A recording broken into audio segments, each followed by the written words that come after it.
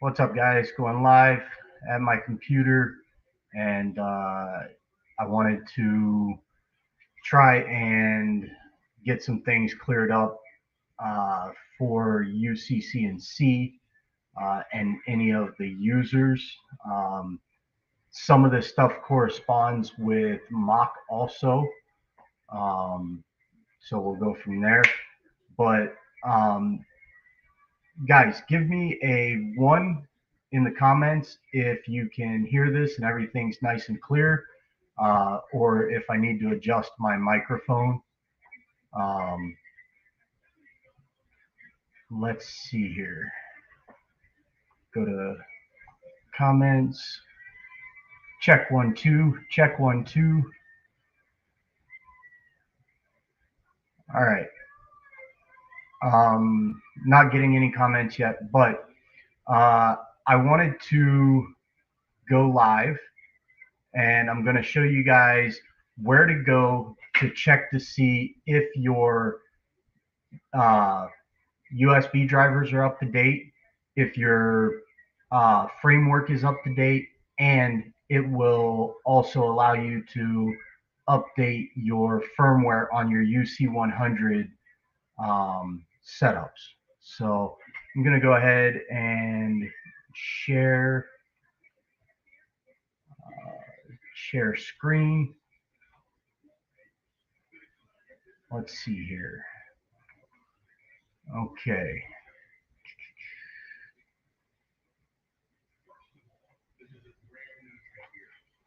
All right. So for the most part, um,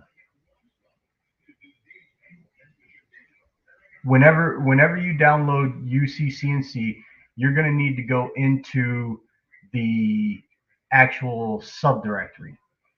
So in order to do that, you go to this PC, local disk, and then your default installation. You can see I have a bunch of installations of UCCNC here. Your default installation is going to be listed under UCCNC. So if you double click on that, it'll bring up all kinds of folders. In this folder, there's some good information. There's documentation right in here in both English and Hungarian. But this will be where you do your USB installers, you put your profile, you put your license code. Um, if you download a new screen set, you can install that here, um, and so on and so forth. You can see right here is my license file for my UC100, or one of them. That's the one that I keep at my desk to prototype profiles with. But there are a couple of folders here that are very important. One is going to be the USB installer. Okay. So if you double click that, you're going to see two folders here. Almost always I default to the X64 version. And if you click in there, you're going to see this executable file right here, the dpinst.exe. If you double click on that, it will install all the uh, device drivers that you need for the UC100. Then the next installer that I use is right here, this Ucr201 installer. This installs the USB for your handheld pendant, the Ucr201. So once again, I go to the X64 folder. Um, I haven't really found anybody that's using the X68 anymore. That was like your laptops and stuff like that. That was the 32-bit system. Most everybody is using the 64-bit system now. So I click in here, I do the install, and click finish. And now my USB drivers for the pendant are installed. Okay. After I run those, this is where things get really hairy. First and foremost, make sure that your Windows computer is up to date on all the firmware uh, security updates, the DLL file updates, or any type of registry updates. Okay. Once I make sure that that's done, and it's real simple to do that.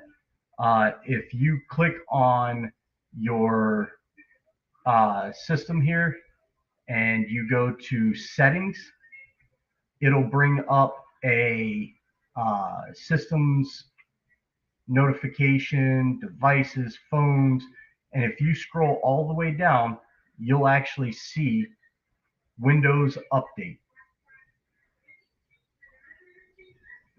And if you click here, you'll actually see that you're up to date or you need updates. Okay. This one's all up to date, obviously, because I made sure of it for prototyping purposes. But if you just click check for updates and view optional updates, it will update all of your registry and the Windows 21 H2 cumulative update. You need to make sure you install that. And whenever you do your updates, you may update and have to do, sorry about that. I just had a DHL delivery. But if you click on check for updates, it'll update and install some of, or it'll download and install some of the updates. You may have to restart your computer and then do another check for updates and update more. And you're just going to keep repeating that process until all the updates are installed and you're up to date. Okay. Once that's done, you just close out of it and you go back to the UCCNC main directory folder, and you're going to go to this utility folder. If you click in the utility folder, you're going to see this UCXX underscore utility.exe. If you double click on that, it will actually scan for a USB UC device, such as the UC100. In my case, I actually have a UC100, a UC300, a UC400, all on different systems. So I run this utility all the time. But if you do a scan, it'll actually tell you right here if your device was found or if it's not found. If it's not found, it's a USB communication issue, typically in Windows. I have found one customer did get a bad USB, or not a USB, a UC100. And Cody, that was par for the course for your setup. But if all of your drivers are installed and everything's up to date, and you can communicate with the UC100, if you hit scan, your UC, it'll say something like UC100, and then it'll give your serial number here. And it'll actually tell you if it was found. If it's found there, you should be able to open up your UCCNC software and directly communicate with your UC100 right away. So that's another thing to look at. Let me see if I can pull something up here. Let's stop screen share. And we're going to do UC100 CNC. Okay.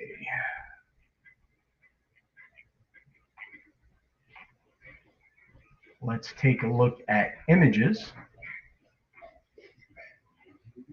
Yuma 9. Sorry about that. Okay. There we go.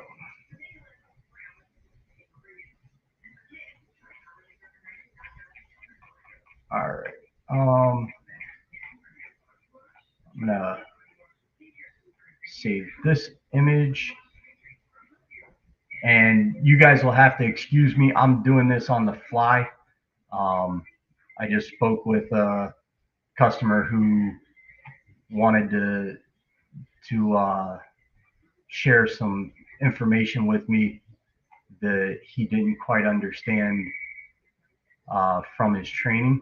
So here we have a UC100. There we go. Okay. So the UC100 plugs right into your DB25, and there are a couple quick instances of being able to troubleshoot this quickly. So if you have power to the UC100, so if your USB is plugged into your computer and is plugged into the UC100, you should get this green LED light. That green LED light tells you that the UC100 is getting power. Okay. That's fine and dandy. As long as the UC100 is getting power, we have the opportunity to communicate with it. So the next order of business is when you open up the UCCNC software, this blue LED over here should come on also. And what those two LEDs give you is power to the UC100 and communication to the UC100 from the computer software. So if you have the blue light on there, that means UCCNC software is talking to the UC100 controller. Okay. It's sending information out, getting it back, so on and so forth. So that's an easy way to see if your UC100 is connecting and up to date. So as soon as you run those utilities and you plug in your UC100 and it communicates for the first time with UCCNC, it'll actually update the firmware inside of the chip here. And that'll be an easy way for you to diagnose problems. So if you have a green light, obviously you're getting power. If you don't, it could be a bad UC100. The voltage regulator in it is bad. It could be a bad USB connector, or there may be something wrong with your USB port on the computer. So that's how you can diagnose that. Then if you have the green light but you don't have the blue light, that means there's a communication issue. There's a communication issue. The very first thing that I look at is I look at that utility, and if you click on scan, it will scan your computer and tell you if your 3.5 framework is up to date. That's your 3.5.net framework for Windows. If it's not up to date, it will update you. Once it updates you, it will then be able to communicate with your UC100 if all of your drivers are installed. Okay, so that's some really quick, down and dirty tech tips and easy ways to update your firmware. So I'm hoping that some of these videos I wrote in the list of what it is. I will go back and redo the listing for this, and I'll put hashtag firmware or hashtag UC100. And I'm hoping the admins, well, I'm an admin, so I'll consult with the other admins and see if that can't get posted as a top comment. And we'll start trying to do that in ways that will help you guys and better help serve the community and go from there. Okay. Thank you guys for your time. Give me about 10 minutes and I'm going to go live again on another StreamYard broadcast. And that's going to be on reverse direction for your profiles. Whenever you're running your axes and you have to reverse the direction, that'll be the next live. So with that being said, check out CNC for Newbies for any of the resource information. If you click on the website and you go to resources, there will be a drop down on UCCNC, on Gerbil, VFD settings, and stuff like that. Some of it may be applicable, some of it may not be. We will try and get that stuff up to date and running nice and smooth for you guys. And until then, I'll try and answer as many questions as I can. Thank you guys very much, and I'll holler at you in 10.